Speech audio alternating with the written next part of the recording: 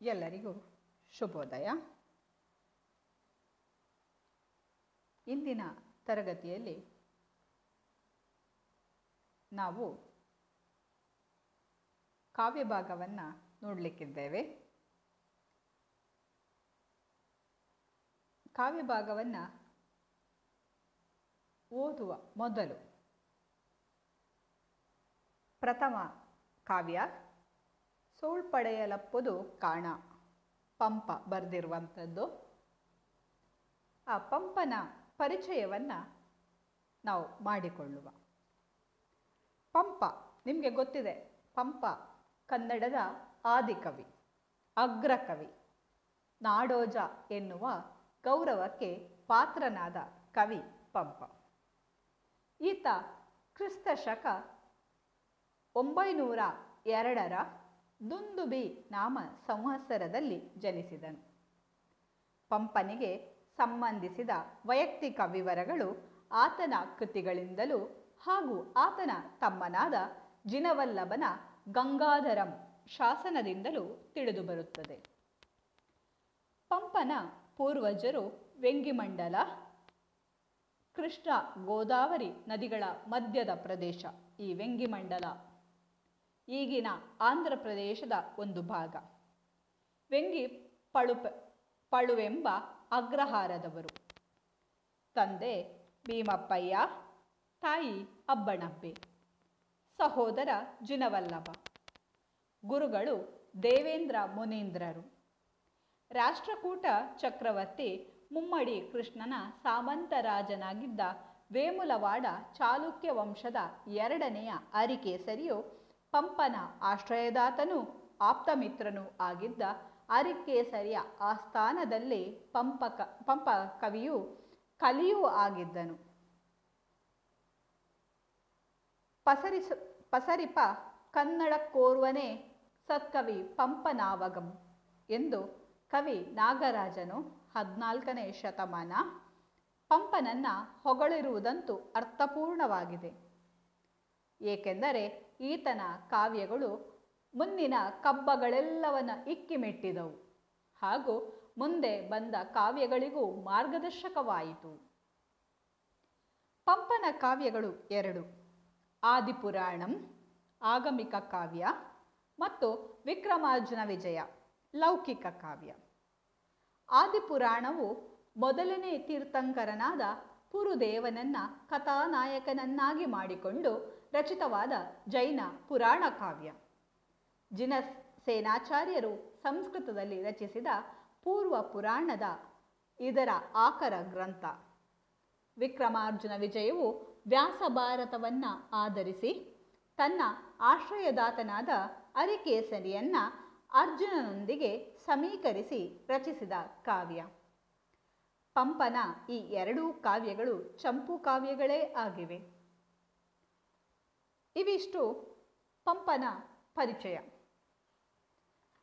ಪಂಪನನ್ನ ಕನ್ನಡದ ಆದಿಕವಿ, ಅಗ್ರಕವಿ, ನಾಡೋಜ ಎನ್ನುವಂತಹ ಹೆಸರುಗಳಿಂದ ನಾವು ಆತನನ್ನು ಕರಿತೇವೆ. ಈತ ಕ್ರಿಸ್ತ ಶಕ 902 ದುಂದುಬಿ ನಾಮ ಸಂವತ್ಸರದಲ್ಲಿ ಜನಿಸಿರ್ತಾನಂತೆ. ಈ ವಿಷಯಗಳು ಆತನ ಕೃತಿಯಲ್ಲೂ ಬರೆದಿದ್ದಾನೆ. ಕೆಲವೆಲ್ಲ ವೈಯಕ್ತಿಕ ವಿವರಗಳನ್ನು ಆತನ ಕೃತಿಯಲ್ಲಿ ಆತ ಹೇಳಿಕೊಂಡಿದ್ದಾನಂತೆ. ಹಾಗೂ ಆತನ ತಮ್ಮನಾಗಿರುವಂತಹ ಜಿನವಲ್ಲಭ ಆತನ ಗಂಗಾಧರಂ ಶಾಸನದಿಂದಲೂ ತಿಳಿದು ಬರ್ತಾ ಇದೆಯಂತೆ. ಪಂಪನ ಪೂರ್ವಜರು ವೆಂಗಿಮಂಡಲದ ವೆಂಗಿಪಳು ಅಗ್ರಹಾರದವರಂತೆ. ತಂದೆ ಭೀಮಪ್ಪಯ್ಯ, ತಾಯಿ ಅಬ್ಬಣಬ್ಬೆ, ಸಹೋದರ ಜಿನವಲ್ಲಭ. ಗುರುಗಳು ದೇವೇಂದ್ರ ಮುನೀಂದ್ರರು. ಈತ ರಾಷ್ಟ್ರಕೂಟ ಚಕ್ರವರ್ತಿಯಾದಂತಹ ಮುಮ್ಮಡಿ ಕೃಷ್ಣನ ಸಾಮಂತರಾಜನಾಗಿದ್ದಂತಹ ವೇಮುಲವಾಡ ಚಾಲುಕ್ಯ ವಂಶದ 2ನೆಯ ಅರಿಕೇಸರಿ ಈತನ ಆಶ್ರಯದಾತನಾಗಿದ್ದಂತೆ. ಪಂಪ ಅರಿಕೇಸರಿಯ ಆಪ್ತಮಿತ್ರನೂ ಆಗಿದ್ದ. ಅರಿಕೇಸರಿಯ ಆಸ್ಥಾನದಲ್ಲಿ ಪಂಪ ಕವಿಯಾಗಿ ಕಲಿಯೂ ಆಗಿ ಅಲ್ಲಿ ಇದ್ದಂತೆ. ಪಸರಿಸ್ಪ ಕನ್ನಡಕ್ಕೋರ್ವನೇ ಸತ್ಕವಿ ಪಂಪನಾಗಂ. ಈ ವಾಕ್ಯವನ್ನ, ಈ ಒಂದು ಹೆಸರನ್ನ ಕೊಟ್ಟಿರುವಂಥವನು ಕವಿ ನಾಗರಾಜ. ಈ ಕನ್ನಡದ ಅಂತ ಹೇಳಿದರೆ ಅದು ಪಂಪನೆ ಎನ್ನುವಂತಹ ತನ್ನ ನಿರ್ಣಯವನ್ನ ಹೇಳ್ತಾನಂತೆ. ಪಂಪನನ್ನ ಹೊಗಳ್ತಾನೆ. ಪಂಪ ಅಂತ ಹೇಳಿದರೆ ಅಷ್ಟು ದೊಡ್ಡ ವ್ಯಕ್ತಿತ್ವವನ್ನು ಹೊಂದಿರುವಂಥವನು ಅಂತ ಹೇಳಿ. ಏಕೆಂದರೆ ಈತನ ಕಾವ್ಯಗಳು ಮುಂದಿನ ಕಬ್ಬಗಳೆಲ್ಲವನ್ನ ಇಕ್ಕಿಮೆಟ್ಟಿದವು ಹಾಗೂ ಮುಂದೆ ಬಂದ ಕಾವ್ಯಗಳಿಗೂ ಮಾರ್ಗದರ್ಶಕವಾಯಿತು. ಇವ ರಚಿಸಿರುವಂತಹ ಕಾವ್ಯಗಳೆಲ್ಲವೂ ಕೂಡ ಏನಾಯಿತು, ಮುಂದೆ ಬಂದಿರುವಂತಹ ಕಾವ್ಯಗಳಿಗೆ ಮಾರ್ಗದರ್ಶಕವಾದಂತಹ ಕಾವ್ಯಗಳನ್ನು ಈ ಪಂಪ ರಚಿಸಿದಾನಂತೆ. ಪಂಪ ಅವನ ಮುಖ್ಯವಾಗಿರುವಂತಹ 2 ಕಾವ್ಯಗಳನ್ನು ಹೇಳ್ತಾರೆ. ಆದಿಪುರಾಣ. ಆದಿಪುರಾಣ ಆಗಮಿಕ ಕಾವ್ಯ. ಆದಿಪುರಾಣ ಇದರಲ್ಲಿ ಮೊದಲನೇ ತೀರ್ಥಂಕರನಾದ ಪುರುದೇವನನ್ನ ಕಥಾನಾಯಕನನ್ನಾಗಿ ಮಾಡಿಕೊಂಡು ರಚಿತವಾದಂತಹ ಒಂದು ಜೈನ ಕಾವ್ಯ ಇದು. ಸೇನಾಚಾರ್ಯರು ಸಂಸ್ಕೃತದಲ್ಲಿ ರಚಿಸಿದ ಪೂರ್ವ ಪುರಾಣ ಇದರ ಆಕರ ಗ್ರಂಥ ಅಂತ. ಇದು ಜೈನ ಕಾವ್ಯ. ಆದಿಪುರಾಣ ಎನ್ನುವಂಥದ್ದು ಪುರುದೇವನೇ ಅದರ ಕಥಾನಾಯಕ. ಹಿಂದೆಲ್ಲ ತಮಗೆ ಯಾರು ಆಶ್ರಯವನ್ನು ಕೊಡ್ತಾರೆ ಅವರನ್ನು ಹೊಗಳಿಯೋ ಕಥೆಯನ್ನು, ಕಾವ್ಯವನ್ನು ರಚಿಸ್ತಾ ಇದ್ರು. ಅಥವಾ ಆ ಕಾಲದಲ್ಲಿ ಬಲಶಾಲಿಯಾದಂತಹ ವ್ಯಕ್ತಿ ಯಾರಿದ್ದಾರೆ ಅವರನ್ನು ತಮ್ಮ ರಾಜನಿಗೆ ಹೋಲಿಸಿಕೊಂಡು ಕಾವ್ಯಗಳನ್ನು ರಚಿಸ್ತಾ ಇದ್ರು. ಇನ್ನೊಂದು ಕಾವ್ಯ ಒಂದು ವಿಕ್ರಮಾರ್ಜುನ ವಿಜಯ. ವಿಕ್ರಮಾರ್ಜುನ ವಿಜಯ ವ್ಯಾಸಭಾರತವನ್ನು ಆಧರಿಸಿ ಬರೆದಿರುವಂತಹ ಕಾವ್ಯ. ತನ್ನ ಆಶ್ರಯದಾತನಾದಂತಹ ಅರಿಕೇಸರಿಯನ್ನ ಅರ್ಜುನನೊಂದಿಗೆ ಸಮೀಕರಿಸಿಕೊಂಡು ಈ ಕಾವ್ಯವನ್ನು ರಚಿಸಿದ್ದಾನೆ. ಅರ್ಜುನ ಎಷ್ಟು ಪರಾಕ್ರಮಶಾಲಿಯೋ ಅಷ್ಟೇ ತನ್ನ ಆಶ್ರಯದಾತನಾಗಿರುವಂತಹ ಅರಿಕೇಸರಿ ಅರ್ಜುನನಷ್ಟೇ ಪರಾಕ್ರಮಶಾಲಿ ಎನ್ನುವಂಥದ್ದನ್ನು ಈ ಕಾವ್ಯದಲ್ಲಿ ಹೇಳ್ತಾ ಹೋಗಿದ್ದಾನೆ. ಪಂಪನ ಈ 2 ಕಾವ್ಯಗಳು ಚಂಪೂ ಕಾವ್ಯಗಳು. ಚಂಪೂ ಕಾವ್ಯ ಅಂತ ಹೇಳಿದ್ರೆ ಗದ್ಯ ಪದ್ಯ ಮಿಶ್ರಿತವಾಗಿರುವಂತಹ ಕಾವ್ಯವನ್ನು ನಾವು ಚಂಪೂ ಕಾವ್ಯ ಅಂತ ಹೇಳಿ ಕರೆಯುವಂಥದ್ದು. ಈ ಚಂಪೂ ಕಾವ್ಯದಲ್ಲೇ ಈ 2 ಕೃತಿಗಳನ್ನು ಆತ ರಚಿಸಿರುವಂಥದ್ದು. ಇದು ಪಂಪನ ಪರಿಚಯ. ಇನ್ನು ನಾವು ಈ ಪದ್ಯದ ಆಶಯವನ್ನು ನೋಡ್ಕೊಳ್ಬೇಕಾಗತ್ತೆ. ಸೂಳ್ಪಳೆಯಲಪ್ಪುದು ಕಾಣ ಅಂತ ಹೇಳಿ, ಹಾಗಿದ್ರೆ ಏನನ್ನ ಈ ಪದ್ಯ ಹೇಳ್ತಾ ಹೋಗತ್ತೆ ಎನ್ನುವಂಥದ್ದನ್ನು ನಾವು ತಿಳ್ಕೊಳ್ಬೇಕಾಗತ್ತೆ. ಪಂಪ ಭಾರತದ ಶ್ರೇಷ್ಠವಾದಂತಹ ಪ್ರಸಂಗಗಳಲ್ಲಿ ಇದು ಒಂದು.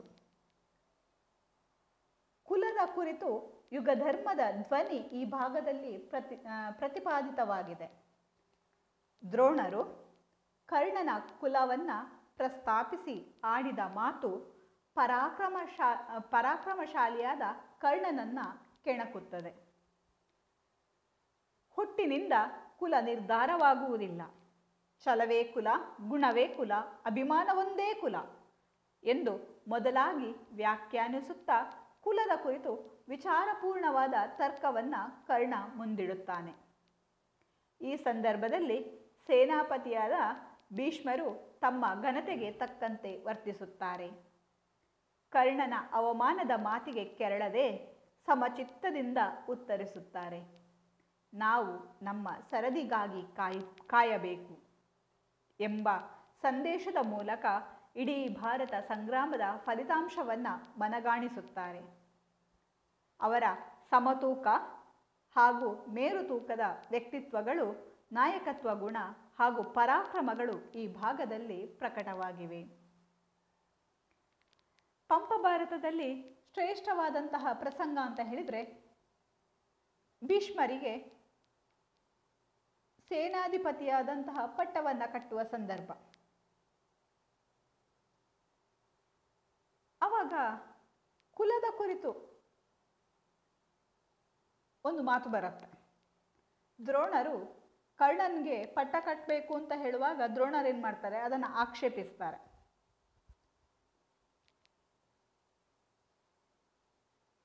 ಕರ್ಣ ಕುಲವನ್ನ ಪ್ರಸ್ತಾಪಿಸಿ, ದ್ರೋಣರು ಕರ್ಣನ ಕುಲವನ್ನ ಪ್ರಸ್ತಾಪಿಸಿ ಆಡಿದಂತಹ ಮಾತು ಪರಾಕ್ರಮಿಯಾದಂತಹ ಕರ್ಣನನ್ನ ಕೆಣಕ್ತಾ ಹೋಗತ್ತೆ. ಕರ್ಣ ತುಂಬ ಪರಾಕ್ರಮಶಾಲಿಯಾಗಿರುವಂಥವನು. ನೀನು ಈ ಭೀಷ್ಮರಿಗೆ ಯಾಕೆ ನೀನು ಪಟ್ಟವನ್ನ ಕಟ್ತಾ ಇದೀಯಾ? ಭೀಷ್ಮರು ಮುದುಕರು, ನಿನ್ನ ಅಜ್ಜ.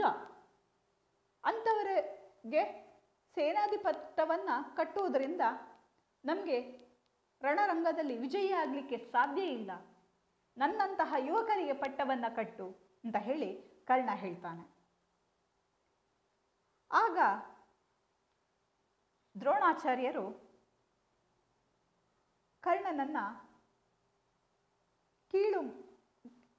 ಕರ್ಣನನ್ನ ಕೆಣಕ್ತಾರೆ.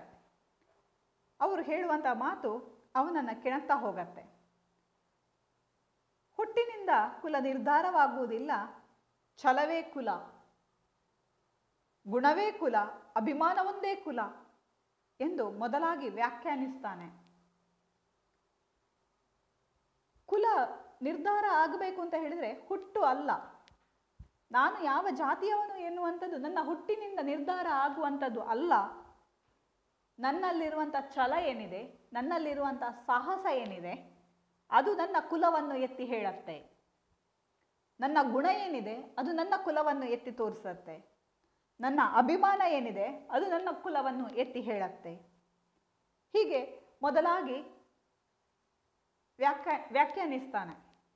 ಕುಲದ ಕುರಿತು ವಿಚಾರಪೂರ್ಣವಾದ ಯೋಚನೆ ಮಾಡುವಂತಹ ವಿಚಾರವನ್ನ ನಾವು ಏನು, ಹೌದು ಕುಲ ಅಂದರೆ ಏನು ಆಗಿರಬಹುದು, ಕುಲ ಅಂದರೆ ಏನು, ಹುಟ್ಟಿನಿಂದ ಕುಲ ಸಿಗ್ತದ, ಹುಟ್ಟಿನಿಂದ ನಾನು ಮೇಲ್ವರ್ಗದಲ್ಲಿದ್ದರೆ ನನಗೆ ಮೇಲ್ವರ್ಗ ಎನ್ನುವಂಥದ್ದು ಇದೆಯೋ, ಅಥವಾ ಕೆಳವರ್ಗದಲ್ಲಿ ಹುಟ್ಟಿದರೆ ನಾನು ನೀಚನೋ ಎನ್ನುವಂಥದ್ದು ವಿಚಾರ ವಿಮರ್ಶೆಯನ್ನು ಮಾಡಬೇಕಾಗತ್ತೆ. ಈ ತರ್ಕವನ್ನು ಕರ್ಣ ಮುಂದಿಡ್ತಾನಲ್ಲಿ. ಈ ಸಂದರ್ಭದಲ್ಲಿ ಸೇನಾಪತಿಯಾದಂತಹ ಭೀಷ್ಮರು, ಸೇನಾಧಿಪತಿ ಪಟ್ಟವನ್ನು ಕಟ್ಟಿ ಆಗಿದೆ ಭೀಷ್ಮರಿಗೆ. ಆ ಭೀಷ್ಮರು ತಮ್ಮ ಘನತೆಗೆ ತಕ್ಕಂತೆ ಮಾತಾಡ್ತಾರೆ.